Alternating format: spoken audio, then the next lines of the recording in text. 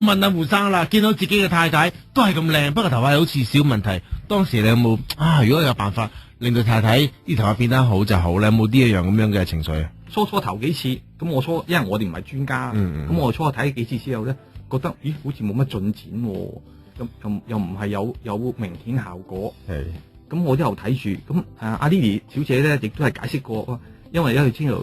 我太太頭皮有發炎啦，咁佢都要一定要清咗一個發炎先可以生頭髮嘅。咁但係嗰陣時我都係半信半疑啦，咁就係話，咁佢亦都係佢哋都算幾專業，我見咁又影咗啲相俾我哋睇啊，我太太啲頭髮咧就即係初好疏啊，咁而家覺得係密咗喎咁樣，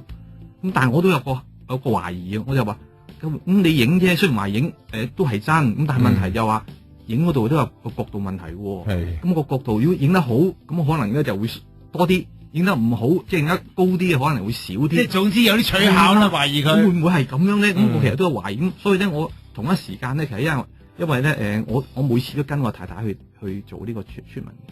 咁我亦都同有一啲嚟幫襯嘅顧客去見佢哋做嗰陣咧，我都睇佢哋。咁啱有一次咧，見到一個男士咧，咁佢前半個頭咧都幾光下，咁我睇佢啲相咧。咁佢都唔介意我睇啲相，我坐喺隔離啫，啱就。咁我睇啲相片咧，就睇翻佢原來初陣咧嗰個光頭位咧，直情咧好光，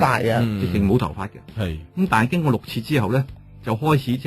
係而家最近我講，咁最近呢次我睇啱啱佢就第6次。咁我睇陣咧就，咦，初肉眼咧就唔係好覺嘅。咁但係經過嗰個所謂放大鏡咁睇之後咧，就好明顯見到有啲頭髮喺度喎。係啲雖然係有，但係咧。係明顯係改善咗，咁但係調翻轉我睇我太太咧，因為之前頭先我講過，因為我哋唔係專家嘛，咁初我睇我都係呢個懷疑態度，咁所以後尾經過嗰個比較之後咧，咁我就好細心去再睇翻啲相同埋阿 Lily 話翻俾我聽，咁我太太發相，